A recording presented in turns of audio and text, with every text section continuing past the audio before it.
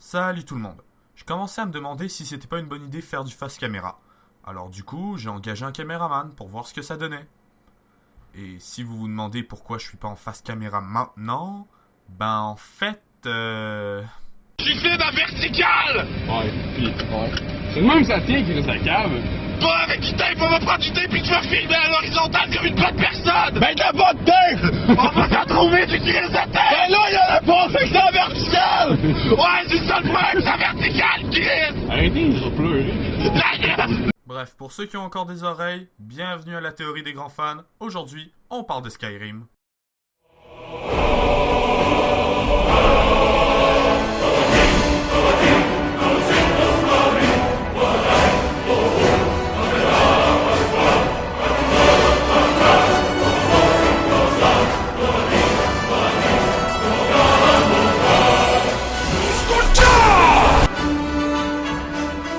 Commençons par présenter Skyrim.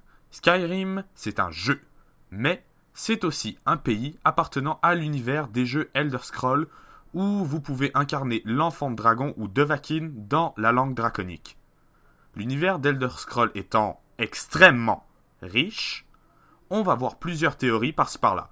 Comme d'habitude, vous pouvez prendre note qu'il va y avoir énormément de spoilers dans cette vidéo. Première théorie, concernant le personnage emblématique du DLC Dragonborn, Miraak. Miraak est le premier enfant de dragon et vit à Apocrypha sur l'île de Solstheim. Comme vous, il possède le pouvoir de la voix, c'est-à-dire de crier des mots en langue draconique pour produire de la magie, si je veux grossièrement résumer ce qu'est l'art de la voix. Miraak est décrit dans le background du jeu comme une personne arrogante qui croit être le seul véritable enfant de dragon ayant acquis ce savoir dans les livres noirs présents à Apocrypha et ne l'ayant pas reçu à la naissance comme vous. Ce qui nous amène à notre spéculation. Se pourrait-il que vous ne soyez pas le premier utilisateur de la voix à avoir rencontré le dénommé Miraak? Il existe un ordre du nom de celui des Grisbarbes, des moines méditant sur l'art de la voix.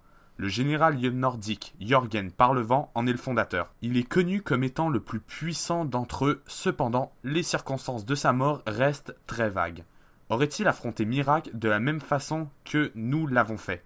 Pourquoi pas? Rappelez-vous de ce que disait Maître Arranger la première fois que vous lui avez demandé de l'aide pour localiser des mots de puissance. Vous avez déjà tellement appris enfant de dragon, faire grandir ce pouvoir et trop vite serait dangereux. Traduction approximative. Le fait est que les Grisbarbes savent que forcer l'enfant de dragon à apprendre trop vite est dangereux. Après tout, qui dit que c'est pas ce qui est arrivé à Miraak? Un élève qui apprend trop vite parce qu'il passe son temps à lire les livres sans que le prof le guide. Dans le fond, Miraak, c'est le petit premier de classe qui avait toujours des notes parfaites quand t'avais 11 ans et qui a probablement beaucoup plus d'avenir que toi et qui tolère absolument pas la compétition. Et c'est clairement pour ça qu'il sabotait tous tes examens, même si tes parents ne croyaient pas et que maintenant tu te retrouves à étudier dans un domaine que tu détestes parce que ton père t'a toujours dit de prendre exemple sur lui. Bon, ok, lui il va sûrement se partir d'une compagnie d'informatique et pas essayer de dominer le monde comme Miraak, mais le fait est que ça s'apparente. Un peu. Peut-être. Le gars était un génie du mal à 11 ans. Merde!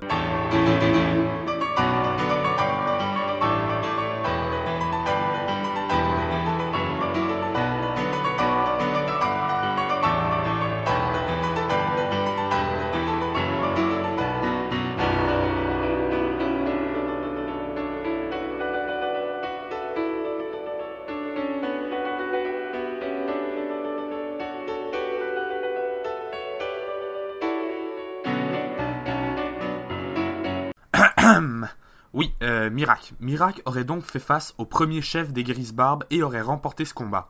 Un combat qui aurait été mené par orgueil de la part du magicien. Miraak est simplement complètement ivre de pouvoir. Il vous dira même que vous n'avez aucune idée du pouvoir qu'un enfant de dragon peut manier. Peut-être un dernier indice de la part des développeurs est que Miraak possède son propre culte, un peu comme l'ordre des Grisbarbes est un espèce de culte en lui-même quand on y pense. Une possible guerre en vue, Grisbarbe contre adepte de Miraak. Bethesda, s'il vous plaît, faites que ça arrive. Pour la deuxième théorie, parlons de musique. Si vous entrez dans une auberge dans Skyrim, il y a de grandes chances qu'un barde s'y trouve. Le barde peut faire une annonce disant qu'il va jouer la première chanson qu'il ait apprise, Ragnar le Rouge. C'était un héros nommé Ragnar le Rouge qui vint à Blanche-Rive et entra dans un bouge. Le faquin pérorait la rapière à la main, se vantant de victoire et d'énormes butins. Il serait encore si entré par hasard, Mathilda la guerrière n'avait dit à Ragnar: tu parles trop menteur et tu bois dans nos verres, je crois bien qu'il est temps que l'on te fasse taire. Mathilda la guerrière a sorti son épée et le fracas des armes a enfin pu parler. Ce vantard de Ragnar, vous ne l'entendrez plus. Sa tête de rouquin a roulé dans la rue. Cette chanson parle de Ragnar le Rouge, un héros ayant trouvé la mort à Blancherive selon les paroles de cette dernière. Il aurait trouvé la mort à Blancherive, c'est important. Pourquoi je vous raconte ça? Simplement à cause de lui, le cavalier sans tête de Skyrim.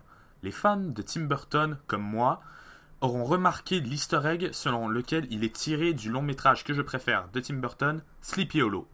Mais si je vous disais que c'est plus qu'un simple easter egg, nous avons en effet ici affaire au fantôme de Ragnar le Rouge.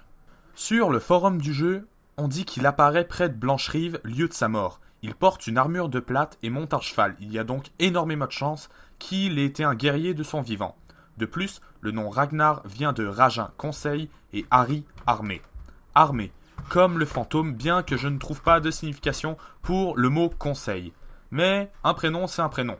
J'ai un ami, histoire vraie, son prénom veut littéralement dire le roi des chaises et non, j'ai épuisé mon quota de blagues sur Game of Thrones depuis un bon moment déjà. Aussi, si on se fie à la signification de prénom.net, oui, d'accord. Alors Lynx the Sun, lui, il a le droit d'utiliser Google Maps pour mesurer la Grande Muraille, mais moi, quand je veux chercher des infos sur un prénom viking, j'ai quoi à te prouver exactement? J'ai quoi à te prouver?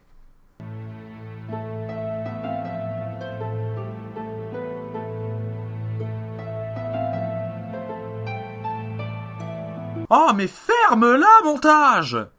Une fois dans la vidéo, ça suffit! Bref, selon ce site, le prénom Ragnar est donné à une personne possessive. Le fantôme du cavalier nous mène à un cimetière où un coffre est caché. Probablement ses effets personnels, mais aucune preuve là-dessus, quoique ce soit bien un message de possessivité. Par contre, il est aussi dit que Ragnar aime parler en sous-entendu et est un être secret. Secret que le cavalier sans tête cache, qu'il est en réalité Ragnar le Rouge, et qu'il faut savoir résister à ces secrets. Pourquoi faudrait-il résister au cavalier sans tête? Eh bien, vous êtes un des êtres les plus puissants de Tamriel. Mais un marchand ou un simple randonneur qui suivrait le cavalier se retrouverait nez à nez avec les drogueurs qui gardent le coffre du fantôme. Un prix à payer pour ne pas avoir résisté à la curiosité de suivre le cavalier sans tête. Ah ouais, aussi la chanson elle parle d'énormes butins comme le coffre qu'on va littéralement piller dans une mine pleine de drogueurs ou de décapitation. Et si vous remarquez bien, le cavalier sans tête, il a pas de tête mais c'est subtil, c'est pas tout le monde qui peut le voir, il faut un œil aiguisé ou avoir joué des heures à Skyrim comme moi. Troisième théorie, Skyrim serait-il un préquel à Game of Thrones? Ah, décidément encore, vivement la saison 7 que ma soif soit étanchée. On commence par le plus évident, les Dwemer doivent dégager. S'il y a des fans d'archéologie qui regardent, vous savez qu'il est très difficile de conserver en bon état des ruines. Pensez aux grottes de Lascaux qu'il a fallu contrefaire parce que les vraies se détérioraient à force d'être visitées. Donc, Game of Thrones pourrait se passer plusieurs milliers d'années après Skyrim. Où sont les elfes, les Khajiits et les Argoniens? Sélection naturelle. Dans Skyrim, les Nordiques ne sont pas connus pour bien traiter ces différentes races. On pense notamment aux quartiers gris de Vendôme ou aux marchands Khajiits qui sont forcés de rester à l'extérieur des villes. Après des siècles d'oppression, ces différentes races se sont sûrement éteintes ou ont pris une forme beaucoup plus discrète. Oui, c'est comme ça qu'on évolue. Parlons aussi des Targaryens. Ils sont blonds, exactement comme devraient être les Nordiques de Skyrim, et possèdent des dragons. Dans le DLC Dragonborn, nous chevauchons des dragons, et même sans avoir besoin de les amadouer avec le cri pourvu, certains dragons passent de notre côté dans le jeu. On pense notamment à Parturnax, Odahviing et Durnevir. Les plus perspicaces ont remarqué que les dragons de Skyrim sont dépourvus de pattes avant comme ceux de Game of Thrones. Donc, la race des dragons ayant déjà subi une extinction de masse dans Skyrim, il est possible qu'après la défaite d'Alduin, il se soit reclus dans les montagnes comme l'a fait Paarthurnax et ait appris à vivre avec les futurs enfants de dragon qui oublieront le pouvoir de la voix, qui est maintenant inutile puisqu'Alduin n'est plus, et qui deviendront ensuite la famille Targaryen. Évidemment, avec le temps, la religion a pu changer de celle de Skyrim pour devenir celle de Game of Thrones.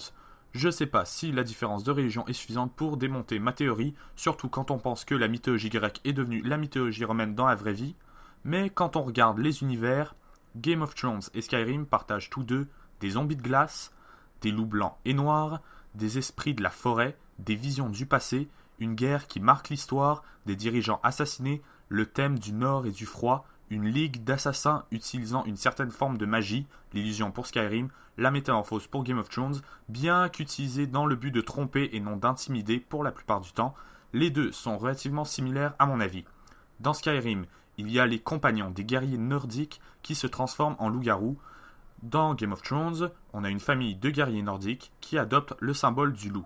Il y a aussi des géants qui, avec le temps, finissent sûrement par s'éteindre, comme les Khajiits et les Argoniens, accompagnés de mammouths. Combinaison aussi retrouvée dans Game of Thrones. Et il y a même 2 royautés empoisonnées lors d'un important souper. Ça commence à faire beaucoup d'indices. Je sais pas si c'est très sain de lier mes théories ensemble, mais quand je disais que le pouvoir était monté à la tête de Miraak, un homme tellement plein de pouvoir qu'il en devient fou, moi je l'appelle The Mad King. Ah, et Miraak a des dragons aussi, un peu comme Daenerys. Si les Targaryens sont bien les descendants de Vakin, l'avertissement d'Arnger contre la montée du pouvoir trop vite prend énormément de sens car il pourrait nous rendre fous. Enfin, rendre fous le Dovahkiin, un peu comme Miraak et le Mad King. Je suis quelqu'un qui a énormément joué à Skyrim et j'ai été sincèrement déçu par la quantité et la qualité des théories trouvées sur internet. Je sais que j'aurai plus jamais autant de plaisir à jouer à Skyrim maintenant que j'ai dépassé les 400 heures. Alors maintenant, vous en pensez quoi ? Dites-le moi en commentaire, abonnez-vous au passage. Sur ce, on envoie le générique.